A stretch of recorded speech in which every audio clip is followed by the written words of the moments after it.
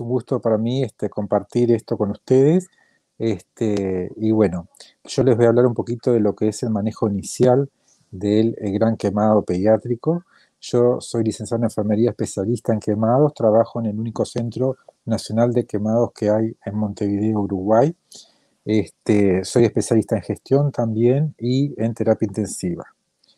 Bueno, lo que primero les voy a decir es lo que es la quemadura, ¿no? Que es un traumatismo que es producido por la acción de determinados agentes, ya sean físicos, químicos o biológicos, que van a dar lugar a lesiones características de los propios tejidos a nivel local y también lesiones a nivel sistémico. Y la gravedad de las quemaduras en realidad va a ser proporcional a la extensión de la quemadura, a la profundidad y a la localización del área anatómica donde se encuentre afectada. Entonces, la lesión que en cualquiera de los agentes pueden producir va a depender del tipo de agente, ¿tá? Si es fuego directo, si es líquido hirviendo, si es electricidad, del tiempo de exposición. A mayor tiempo de exposición con el agente, mayor es la profundidad y muchas veces también la superficie de la quemadura. La temperatura del agente no es lo mismo un agua caliente que un agua hirviendo, la superficie corporal que está afectada, por ejemplo, las articulaciones son más complicadas, digo, porque son áreas funcionales. Y después también la región anatómica, si puede ser el tórax, el abdomen, que pueda impedir, por ejemplo, en el tórax la ventilación. Entonces, de estos factores va a depender la quemadura. Entonces, el tipo de agente, nosotros, primero que nada, cuando vamos a recibir un paciente o lo vamos a atender en una primera instancia, debemos conocer qué produjo la quemadura, qué agente fue, si fue fuego directo, si fue por electricidad, si fue por productos químicos, porque estos tres últimos provocan lesiones más profundas y más complejas. Y si fue el líquido hirviente, por ejemplo, va a provocar una lesión con menor profundidad, pero de mayor superficie debido a que se desparrama por todo el cuerpo del niño. Entonces, la definición de gran quemado es la siguiente. Se considera gran quemado a todo niño que tenga más de un 10% de superficie corporal quemada o, en el caso del adulto, que tenga más del 20% de superficie corporal quemada. Estos son los dos conceptos que utilizamos aquí en nuestro país para definir por qué en nuestro centro ingresan pacientes, ya sea del área pública, del área privada, porque es un centro financiado por el Estado y por organismos públicos. Por lo tanto, tienen acceso todos toda la población de Uruguay. En cuanto a la fisiopatología de lo que es la quemadura, todas las quemaduras pasan por tres fases o por tres etapas, que la primera fase es una fase aguda o fase de shock, también llamada fase de resucitación, que esta fase comprende desde el momento que se produce el accidente, que se le llama hora cero, a la hora donde el niño se le produce el accidente, y comprende las 48-72 horas. Esta fase está caracterizada por elementos neurogénicos, hemodinámicos y alteraciones electrolíticas. Después está la segunda fase, que es una fase subaguda y también llamada de mantenimiento, que termina una vez que una vez que termina la anterior. Esta fase es más larga que la anterior y está caracterizada por la estabilización hemodinámica. Ya acá en esta etapa el paciente ya lo tenemos estabilizado hemodinámicamente y es donde aparecen los elementos textuales como la repetilización o cuando ya empezamos a cubrir las heridas con injertos. En esta etapa es donde nosotros tenemos el mayor riesgo de infección y va a comprender desde que terminó el anterior hasta incluso 3 semanas.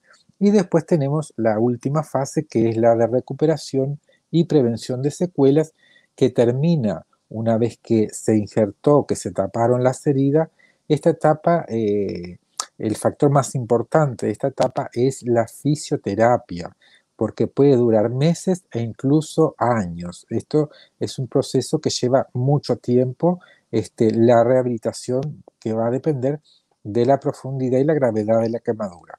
Que esta etapa se hace en su domicilio y es importantísimo que los padres en esta etapa colaboren, llevando a sus hijos a los controles y haciendo los ejercicios que se deben realizar.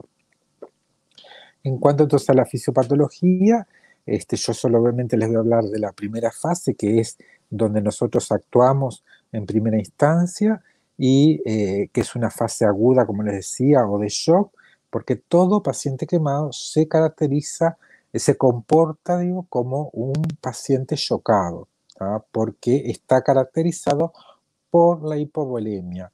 Esta pérdida de líquido se debe a toda la liberación de citoquinas que hay hacia el torrente sanguíneo luego de la lesión, que esto aumenta la permeabilidad vascular, por lo tanto pasa el líquido de la circulación al intersticio. Esto lleva a una disminución del gasto cardíaco, a las alteraciones de la microcirculación dada por la liberación de estos mediadores químicos, va a disminuir una diuresis como respuesta a esa hipovolemia, vamos a encontrar hipoxia tisular debido a la falta de irrigación en los tejidos y el balance nitrogenado va a ser negativo. En cuanto a nivel general, entonces, hay liberación de mediadores de la inflamación que van a ayudar al edema que se produce, alteraciones hidroelectrolíticas porque va a salir líquido al espacio extravascular, pero ese líquido también va a arrastrar iones y va a haber alteraciones hemodinámicas ocasionadas por la disminución del gasto cardíaco y los mecanismos compensatorios que utiliza el organismo para esto. Entonces, el pronóstico de un quemado grave depende en gran medida de la asistencia que se le brinde en el momento que se toma contacto con la víctima. Y esto es muy importante. Yo les puedo hablar muchísimo de los cuidados intrahospitalarios de este paciente, pero tan importante es también la atención externa que se le brinda en el primer momento a estos pacientes. Nosotros en Uruguay somos un centro relativamente nuevo, tenemos 25 años y hemos disminuido muchísimo la mortalidad por dos razones. Primero, en la experiencia que hemos desarrollado estos años y segundo, en que salimos extramuros a realizar educación para prevenir todo esto, porque los pacientes muchas veces llegaban en condiciones que después era imposible revertir esta situación. Entonces, lo importante es manejar estos pacientes desde el momento que tenemos contactos con ellos para que lleguen en las mejores condiciones posibles a nuestros centros. Entonces, les hice aquí una pequeña guía en la valoración y el tratamiento. Entonces, nosotros, si somos rescatistas o somos enfermeros de móviles, como se dice acá, tenemos que valorar la escena del accidente, detener el proceso de la quemadura para que ésta no se siga profundizando, irrigar el área quemada, realizar una cobertura, valorar el ABC como cualquier politraumatizado, ¿no? Valorar la severidad de la lesión y comenzar con la reposición hídrica previo al traslado, realizar analgesia, que esto es importantísimo, antes de trasladar a un niño o un adulto debemos realizar analgesia. El dolor de las quemaduras es uno de los peores que existen y rápidamente trasladarlo, pero primero que nada estabilizar a ese paciente para poder trasladarlo. Entonces, en cuanto a la irrigación del área quemada, debemos realizar un lavado copioso con agua. Puede ser agua de la canilla, lo que tengamos. Se puede utilizar una regla que se llama la regla de los 15, que son 15 minutos bajo agua a 15 grados de temperatura, a 15 centímetros de distancia de la lesión. ¿tá? Esto se puede hacer en el domicilio mientras esperamos el traslado o en cualquier lugar. La acción mecánica del chorro de agua lo que hace es favorecer la limpieza de la zona, produce un efecto analgésico y reduce la profundidad de la herida, porque una vez que el niño entra en contacto con el fuego, si nosotros no tomamos esta medida, se sigue profundizando. Entonces, esta es una buena forma de evitar la profundización de la herida.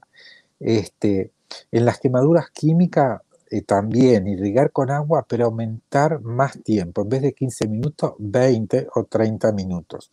Es importante que no utilicemos ningún neutralizante cuando es una quemadura química, porque si se quemó con un ácido y le agregamos una base, producimos una reacción química que desprende calor y puede aumentar la quemadura. Así que simplemente agua y mayor tiempo de lavado. Debemos cubrir al paciente con sábanas limpias y secas. No es necesario sábanas estériles, con que sean limpias y secas ya está. No es necesario tampoco apósitos húmedos o sábanas húmedas, porque la herida quemada es una herida húmeda que va a extravasar líquido, por lo tanto esa sábana que nosotros le colocamos seca, cuando la retiremos va a estar húmeda, va a estar mojada, o sea, no se va a pegar ni secar sobre la herida.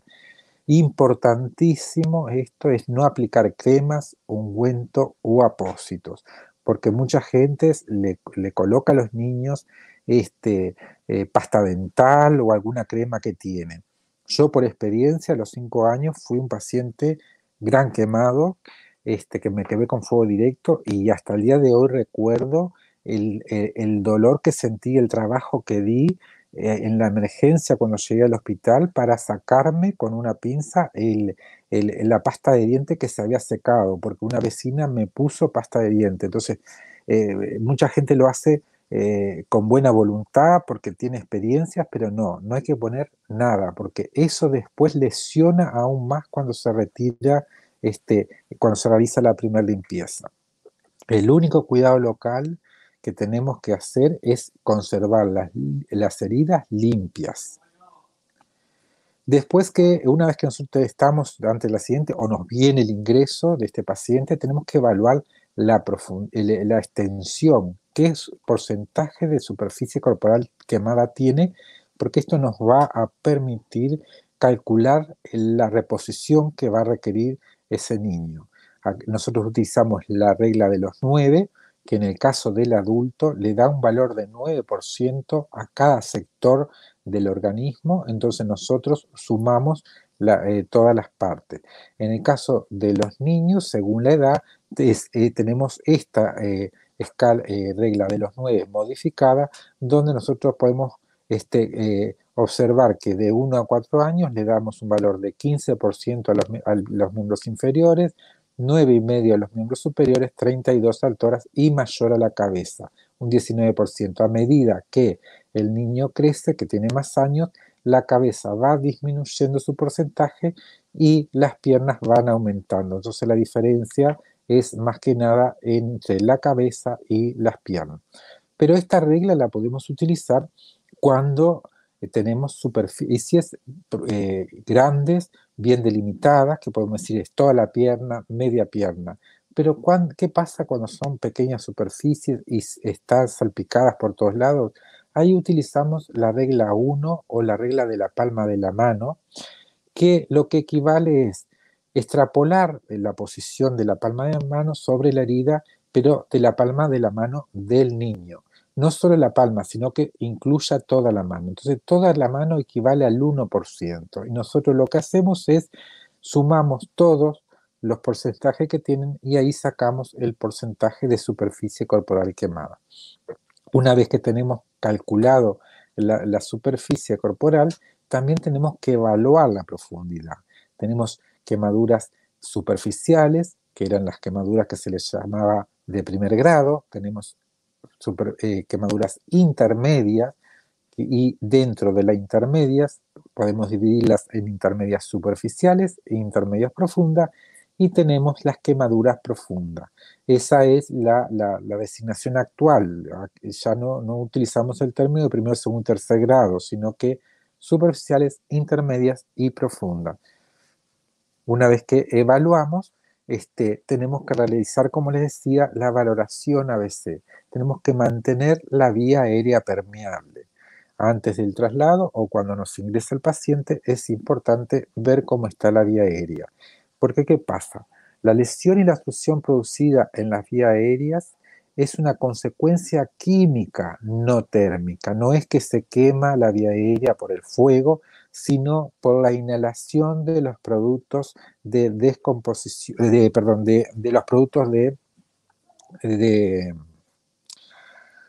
bueno, mira que, de combustión, ¿tá? Cuando una persona se quema, generalmente si se hace en un espacio cerrado, va a haber cartón, madera, todo eso, elimina monóxido de carbono, cianuro, entonces uno inhala y esa es la lesión, es la injuria inhalatoria.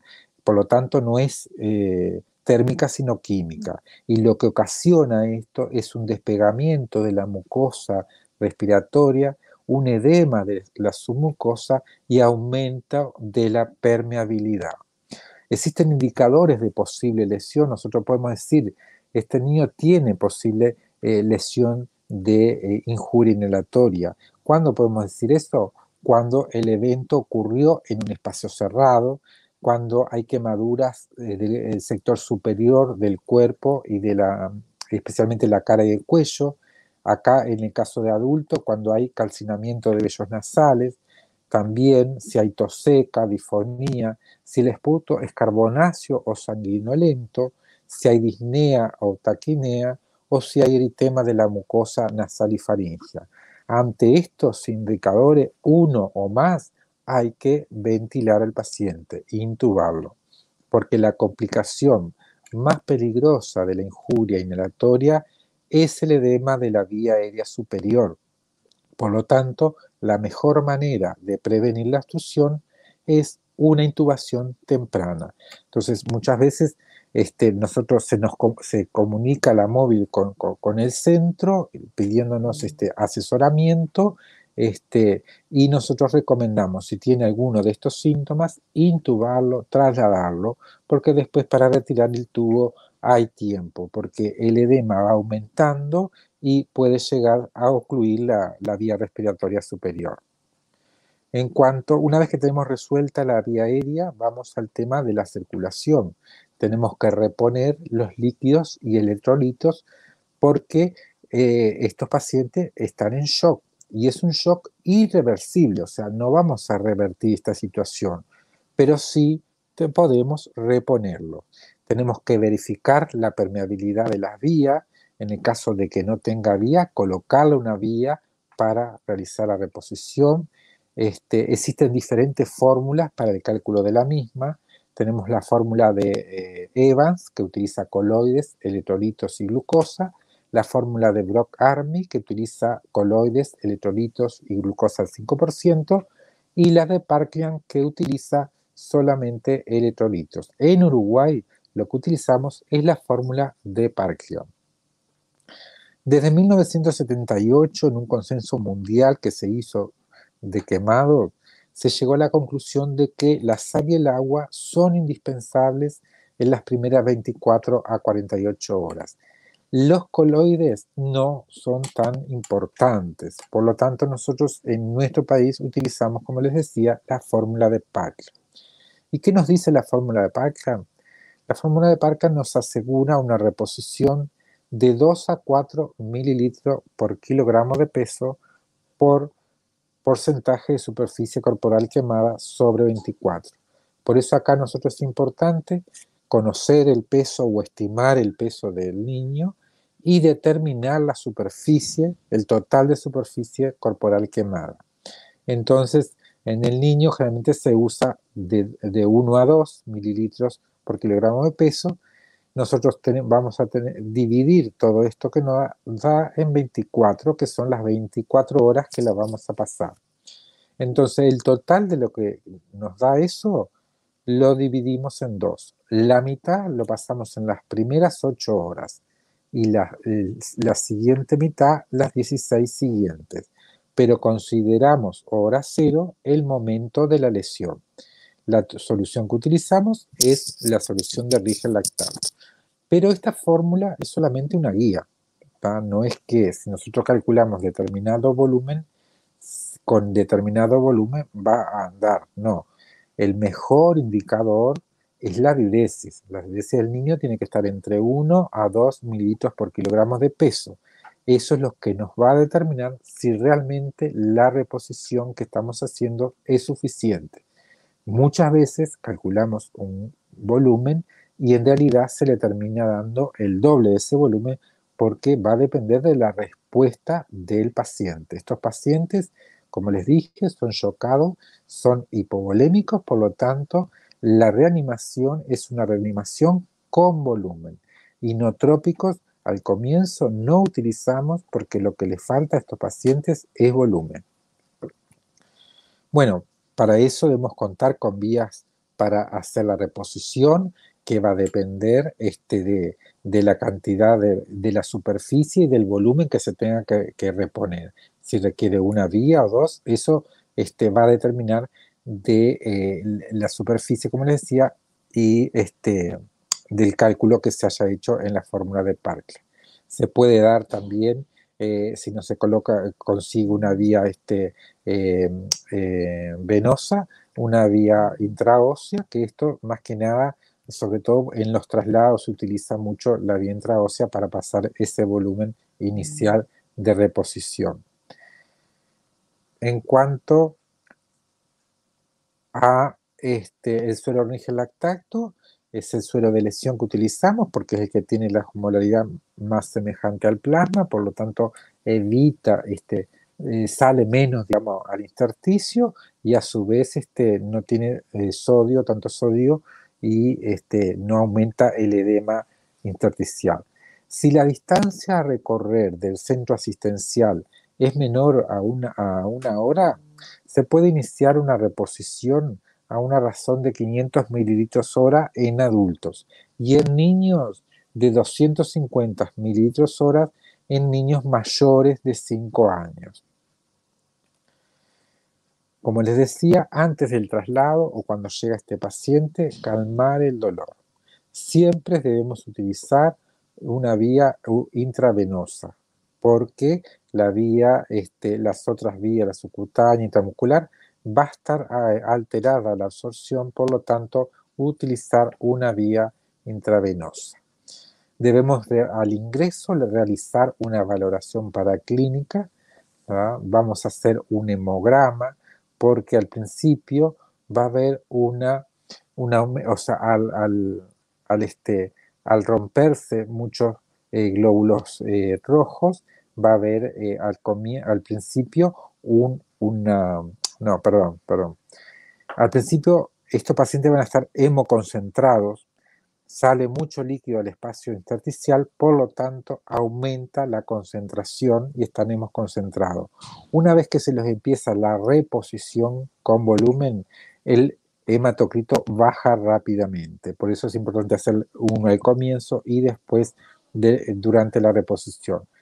Los iones en sangre también al principio va a haber un aumento de potasio en sangre debido a la destrucción de los glóbulos rojos, pero que también una vez que se los repone y el sodio empieza a salir al intersticio y después hay una baja rápida de potasio. Por lo tanto, hay que agregarle después al plan de reposición potasio. En un primer momento, el plan solo. Después se le agrega potasio. Caso de hemicratenemia, bueno, por la función renal, la casis, la glicemia, estos pacientes se comportan con hiperglicemia, orinas, gasometría para valorar y una placa de tórax para ver el tema de la intubación y las partes respiratorias. Antes del traslado también abrigar durante la internación, estos pacientes tienen uno de el mecanismo más importante de protección y regulación de la temperatura alterado, por lo tanto es importante mantener una temperatura ambiente adecuada. La hipotermia aumenta la inestabilidad hemodinámica y altera la perfusión tisular, por lo tanto abrigar a estos pacientes. Y recuerden siempre que las acciones realizadas en tiempo y forma condicionan la sobrevida del paciente. De lo que nosotros hagamos al comienzo será el resultado de la evolución de este paciente. Hay que tener en cuenta que el gran quemado tiene que sortear dos grandes riesgos en su evolución. Primero, el shock hipovolémico, que es lo que vamos a tratar desde el comienzo, y después el otro gran riesgo es la infección. Por eso, este tipo de paciente nosotros tenemos que tratarlo para curarlo, ¿tá? Una técnica estéril. Debemos utilizar las medidas de protección, aislamiento protector a estos pacientes, lavado de mano, uso del equipo de protección personal, habitación individual, todo aquello que permita prevenir las infecciones en estos pacientes inmunocomprometidos. Entonces, las flitenas, ¿sí? Perdón. Recordamos a nuestro conferencista que para ir concluyendo, quedan Ah, 5 minutos. Las flitenas se deben resecar, ya sean las que están cerradas como las que están abiertas, porque el líquido de las flitenas y el epitelio devitalizado solo sirve como medio excelente para la multiplicación bacteriana. Es así que nosotros al ingreso realizamos toda una recesión de las flitenas y después a medida que realizamos las curaciones también. Entonces, se ha visto que la mejor forma de tratar a las quemaduras es un tratamiento local, dado que muchas veces ese tejido muerto no le llegan a él bien la circulación, los polimorfos mononucleares, ni los macrófagos, ni los antibióticos administrados intravenosos. Por tal motivo, la mejor forma de tratar es a través de un tratamiento local de la herida. Entonces, hacer una limpieza y desinfección de la herida las podemos hacer con suero fisiológico, con clorexidina jabonosa al 4%, en una dilución. Nosotros utilizamos cada litro de suero 50 centímetros de clorexidina. Es importante que la temperatura de esta dilución esté entre 26 y 32 grados y la temperatura ambiental de 26 grados para disminuir el riesgo de hipotermia. Y una cosa también importante, la curación no puede durar más de 30 minutos porque si no este paciente entra en hipotermia rápidamente. Tenemos que tener todo el material pronto previo a la curación para que ésta no dure más de 30 minutos. Podemos utilizar distintos tipos de material según la superficie, según el sector anatómico donde se encuentre y también distintos tipos de productos. El quemado pasa por una evolución en la cual utilizamos distintos tipos de productos porque va a depender de la colonización que tenga. Es en el único lugar donde nosotros todavía seguimos haciendo cultivos seriados de forma rutinaria porque debemos realizar una monitorización de las heridas y aplicar los productos según los resultados de esa bacteriología. Por eso es que nosotros todavía continuamos con los cultivos seriados. Y pues van a pasar, como les decía, por distintos estadios y distintos gérmenes. Así que de acuerdo al germen, es el producto que se va a utilizar. Bueno, tenemos dos tipos de curaciones para realizar, que es la curación abierta, que es aquella curación que a nosotros nos permite ver la lesión y mejora la aireación de la zona, permite mayor movilidad y disminuye la fetidez porque se debe hacer varias veces al día, que es la que nosotros no ponemos apósitos. Y después tenemos la curación cerrada, que esta curación ya nos permite aislar la zona lesionada del medio ambiente, nos va a evitar la pérdida de calor y también mejora el contacto del producto con la zona porque permanece más tiempo. Esta es una curación cerrada. Y bueno, el manejo del quemado es un tema bastante largo, como vimos, afecta a todos los sistemas y todos los órganos, que es muy difícil en 30 minutos poderles darle un pantallazo general, pero intenté de resumir en este tiempo para que ustedes tengan por lo menos un poquito de una introducción a lo que es el tratamiento de este tipo de paciente. Agradezco muchísimo la invitación nuevamente. Y también quiero solidarizarme un poco con todo lo que está pasando ahí. Nosotros desde acá estamos viendo y la verdad que nos ha preocupado muchísimo. Así que a seguir en la lucha y muchas gracias por todo.